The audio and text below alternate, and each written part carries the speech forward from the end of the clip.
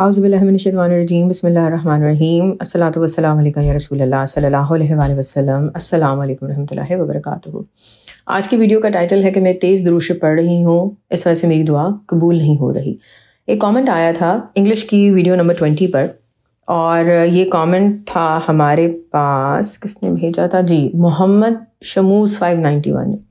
उन्होंने कहा अस्सलाम वालेकुम आपी, अगर आप 100 मरतबा दुरूद इब्राहीम 30 मिनट में पढ़ रहे हो, फिर कुछ अर्से बाद 100 मरतबा दुरूद इब्राहीम 7 मिनट में पढ़ लेते हैं, तो क्या 100 दफ़ा दुरूद इब्राहीम 30 मिनट में और 7 मरतबा पढ़ने की फजीलत, बरकत, फैज़ एक जैसा होगा? 30 मिनट में आप दुरूद तवज्जो, ध्यान, तलफ़्फ़ुज़ से अदा करते हैं, जबकि 7 मिनट में दुरूद तेज़ तेज़ पढ़ रहे होते हैं। इस तरह आपको फैज़ क्या एक जैसा मिलेगा? आप इस हवाले से मेरी रहनुमाई कर दे, मैं कंफ्यूज हो रही हूँ। मुझे ऐसा लगता है कि मैं तेज़ तेज़ दुरूद पढ़ रही हूँ, इसलिए मेरी हाजत पूरी नहीं हो रही। इन्होंने फिर फॉलोअप का कमेंट भी दिया था कि प्लीज़ मेरे कमेंट को इग्नोर ना करें। तो मैंने सोचा कि क्यों ना, ये सवाल तो सबके जहन में आता था, कभी एक टाइम था कि मेरे जहन में भी आता था, और बहुत से लोग इस सवाल को पूछ रहे होते हैं, तो इसको एक्सप्लेन करते हैं। अच्छा, इसको एक्सप्लेन मैं कुछ अब रियल लाइफ एग्जाम्पल से करूँगी, ठीक है। सबसे पहली बात है, आप जब भी कोई एक नया दुरूद शरीफ पढ़ना शुरू करते हैं ना, चाहे वो मुख्तसर दुरूद शरीफ हो, जैसे दुरूद रहमत हो, ठीक है, सल्लल्लाहु अलैहि मोहम्मद, कितना मुख्तसर दुरूद शरीफ है, आप पढ़ना शुरू करेंगे, आपको शुरू में टाइम ज़्यादा लगेगा। इसी तरह होगा, आप दुरूद इब्राहीम पढ़ना शुरू करें, या लेट्स अज्यूम एक दुरूद लकी है जो काफ़ी लंबा है, देन दुरूद ताज है वो भी काफ़ी लंबा है। कोई भी दुरूद शरीफ पढ़ना शुरू करेंगे ना, ठीक है, आधे घंटे में आप उसकी कम ही क्वांटिटी पढ़ पाएंगे। अब एक दिन पढ़ा, दूसरे दिन पढ़ा, अगर आप मुस्तकिल मिजाजी से ये क्वांटिटी रोज़ पढ़ते चले जाएंगे, ठीक है, तो एक हफ्ते बाद, एक महीने बाद, साल बाद, तो आप ख़ास तौर पे देखेंगे कि पहले अगर आपको आधा घंटा लगता था, तो अब आपको आधा घंटा नहीं लगता। हो सकता है 15 मिनट लगते हो सकता है 10 मिनट लगते हो सकता है जैसे उन्होंने कहा कि 7 मिनट। इट मेक्स सेंस, तो ऐसा होता है, ये बड़ी नेचुरल सी बात है। अच्छा, अगर इस मिसाल को हम अपनी ज़िंदगी के दूसरे कामों में देखें, तो आपको वहाँ पर भी ऐसा ही नज़र आएगा, ठीक है। आपने नया नया कुरान को तजवीद के साथ सीखना शुरू किया है, अचानक आपको लगता है कि नमाज भी आप अटक अटक के पढ़ रहे हैं, दुरूद शरीफ जो पढ़ रहे हैं वो भी अटक अटक के पढ़ रहे हैं, इसलिए क्योंकि अब आप तजवीद के रूल्स सीख रहे हैं ना। तो 40 साल से आप जिस तरह कुरान को पढ़ रहे थे, वो स्पीड नहीं बन रही आपकी, हाँ, लेकिन जैसे ही आपकी तजवीद की प्रैक्टिस होती चली जाएगी, तो आप देखेंगे कि आपकी रवानी आती चली जाएगी। दुनिया के कामों की मिसालें आप ले लें, ठीक है।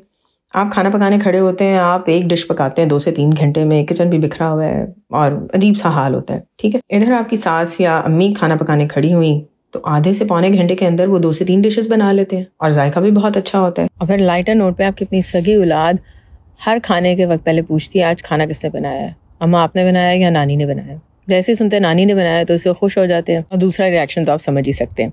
बहरहाल ये एक लाइटर नोट पे बात हुई। कहने का मकसद ये है कि जिस तरह ज़िंदगी के दूसरे कामों में भी ये बात पॉसिबल है कि प्रैक्टिस से इंसान वही काम कम टाइम में कर लेता है, इसी तरह दुरूद शरीफ में भी यही है। अक्सर लोग जो कम टाइम में जब ज़्यादा दुरूद शरीफ पढ़ना शुरू कर देते हैं, तो उनके जहन में सबसे पहला सवाल ही यही आता है कि क्या ये दुरूद शरीफ कबूल होगा कि नहीं कबूल होगा।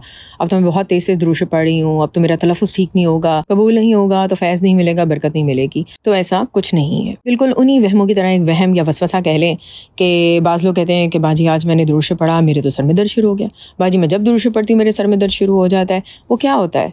देखें, अगर आप एक दिन में बुक रीडिंग भी करेंगे, ठीक है, टीवी भी देखेंगे, लेट्स अज्यूम 3 घंटे मुसलसल, आपके सर में दर्द होगा। आप रीडिंग कर रहे होंगे, आप 3 घंटे मुसलसल फ़ोन पे बात कर रहे होंगे, तभी आपके सर में दर्द होगा। तो ये तो आपकी एक जिस्मानी लिमिटेशन है ना। अगर आप 2 घंटे या 3 घंटे मुसलसल मुंह चला रहे होंगे, ठीक है, कोई चीज़ स्नैक्स से कुछ खा रहे हैं, तो देखिएगा 3 घंटे बाद आपके सर में दर्द होगा ही होगा, आपके जबड़े में दर्द होगा, क्योंकि आपके मसल्स काम करें। 3 घंटे तक इसी तरह अगर आप दुरूद शरीफ मुसलसल पढ़ते रहेंगे, लेट्स अज्यूम आप बोल बोल के पढ़ रहे हैं या ज़बान हिला के पढ़ रहे हैं, तो बहुत नेचुरल सी बात है कि आपका जबड़ा, सर कुछ ना कुछ ज़रूर दुखेगा। इसका दुरूद शरीफ से कोई ताल्लुक नहीं। जिस तरह बाकी कामों में होगा, उसी तरह इस तरह भी होगा।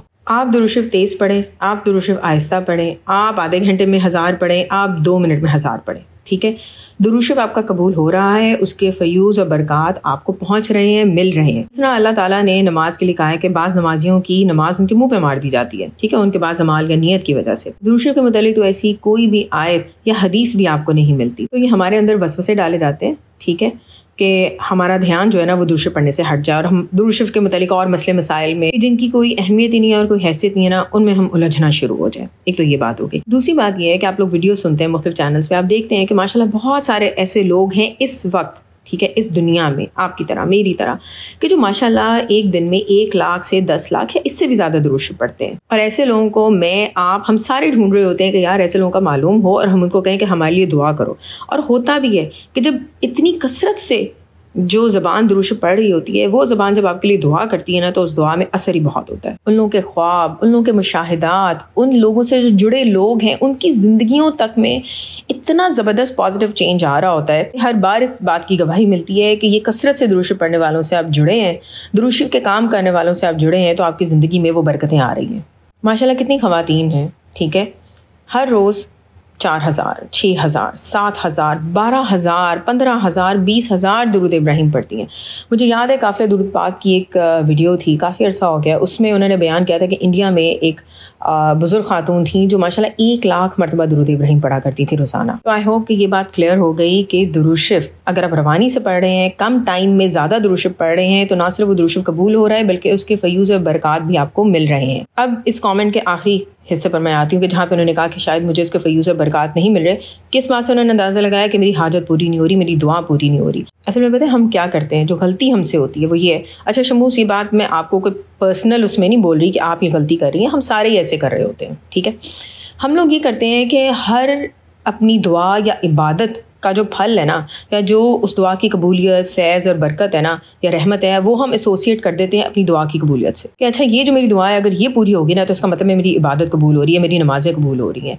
हम लोग अक्सर औकात की बात कहते रहते हैं कि अच्छा मैं इतने सालों से दुरूद शरीफ पढ़ रही हूँ और मेरा दुरूद शरीफ कबूल नहीं हो रहा। क्यों? क्योंकि अगेन हमारा दिमाग अटका होता है अपनी एक ही दुआ के ऊपर।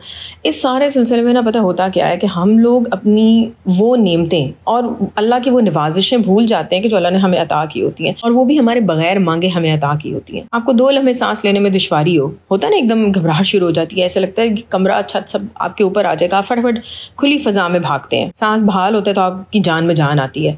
उस वक्त उन लम्हों में कि जब आपको सांस लेने में दुश्वारी हो रही होती है, क्या उस वक्त आपको याद होता है कि अच्छा वो मेरी ये ख्वाहिश पूरी नहीं हुई, वो ख्वाहिश पूरी नहीं हुई? क्योंकि उस वक्त तो सांस जो इतनी बड़ी नेमत है, आपको उसके हसूल में भी मुश्किल आ रही है। आप इस तरह करें, एक पेज पकड़ें, उसके ऊपर लिखें कि ये मेरी दुआ पूरी नहीं हो रही इतने सालों से जो मैं मांग रही हूँ, ठीक है। फिर एक और दूसरा पेज लें और उसके ऊपर लिखें कि अल्लाह ताला ने आपको क्या अता किया है। यकीन करें पहले 5 मिनट ना तो आपको समझ ही नहीं आएगा कि मैं क्या नेमत लिखूँ, क्योंकि मेरा दिमाग तो अटका हुआ है अपनी दुआ के ऊपर कि वो तो पूरी हो ही नहीं। यहाँ पे आपको एक टिप देती हूँ। नंबर 1 पे लिखें कि अल्लाह ताला ने मुझे सांस लेने की तौफीक अता की है। दूसरे नंबर पे लिखें कि आप देख सकती हैं। तीसरे नंबर पे लिखें कि आपके कान ठीक काम कर रहे हैं। अगले नंबर पे लिखें कि जुबान चल रही है, सोचने समझने की सलाहियत दी है। इस तरह करके आप बहुत सारी नेमतों को लिखते चले जाएंगे। आजकल के दौर में आप देख रहे हैं कि हर तरफ पूरी दुनिया में कितना नफ्सा नफ्सी का आलम है, हालात कितने ख़राब है। अगर आपकी इज्जत महफूज है, आपके सर पे छत है, आपके बदन पर कपड़ा है और आपको एक वक्त भी पेट भरकर खाना खाने को मिल रहा है ना, तो यकीन करें 8 बिलियन से ज़्यादा की आबादी में ना आप बहुत ही खुशकिस्मत तरीन है। और उस पर टॉप अप ये है कि आपको दुरूद शरीफ पढ़ने की तौफीक मिल गई है। दुरूद शरीफ पढ़ना बजाते खुद एक इतनी बड़ी नेमत है। आप सोचो, मुझे अभी 2 दिन पहले एक बहन ने कांटेक्ट किया, उन्होंने कहा कि मुझे तो आज तक अभी ये मालूम नहीं हुआ कि दुरूद शरीफ भी हमें पढ़ना चाहिए। हालांकि देखिए अल्लाह ताला ने कुरान शरीफ में हुक्म दिया है ना, ईमान वालों मैं और मेरे फरिश्ते ये काम करते हैं, तुम भी ये काम करो। तो इससे बढ़कर आपके पास क्या नेमत होगी कि आप वो काम कर रहे हैं जो अल्लाह और उसके फरिश्ते करते हैं। पिछले 5 या 6 साल हो गए हैं कि जब लोग कांटेक्ट करते हैं और अपनी परेशानी का बताते हैं, दुरूद शरीफ पढ़ना शुरू कर देते हैं। 1.5 साल के अंदर ट्रस्ट मी वो कहते हैं कि हम दुरूद शरीफ पढ़ रहे हैं, हमें ये एहसास हुआ है, हमें ये एहसास हुआ है, और शुक्र अदा करते हैं कि हमारी वो दुआ कबूल हुई जो पता नहीं 20 सालों से मांग रहे थे। अल्लाह ताला दुरूद शरीफ पढ़ने वाले के लिए कभी बुरा नहीं करते। हाँ, वक्ती तौर पे हम ज़रूर डाउन होते हैं कि अभी एक मुश्किल ख़त्म नहीं हुई, एक और मुश्किल का सामना करना पड़ रहा है। सोचे भी बहुत सारी आती हैं, ऐसा ना होता, वैसा ना होता, ये हो जाता, वो हो जाता। लेकिन दुरूद शरीफ पढ़ने वाले को अल्लाह ताला ये ख़ास एक आप कह लें कि नेमत अता करते हैं। अल्लाह ताला उसको बताते हैं कि वो जो तुम्हारी दुआएं कबूल नहीं हुई थी ना, इतने अरसे तक तुम मांग रहे थे, उसमें तुम्हारे लिए क्या बेहतरी थी।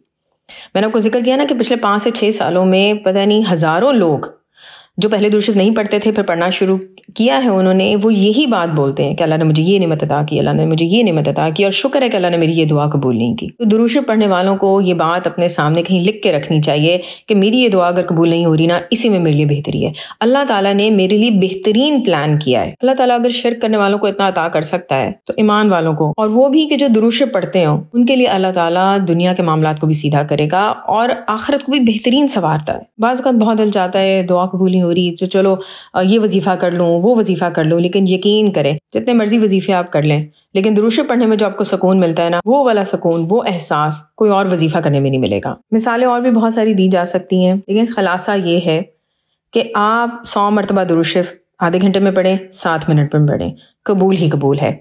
फैज़ भी मिलता है, बरकत भी मिलती है, रहमत भी होती है। ठीक है, हाँ, बस उसको इस बात पर माइनस ना करें कि सिंस मेरी दुआ पूरी नहीं हो रही तो इससे कुछ भी कबूल नहीं हो रहा। ठीक है, दुआ कबूल नहीं हो रही तो यही आपके हक में बेहतरीन है। ये होता है अल्लाह ताला पे यकीन कि मैंने अपनी पूरी कोशिश की है, बाकी मालिक तेरी मर्जी।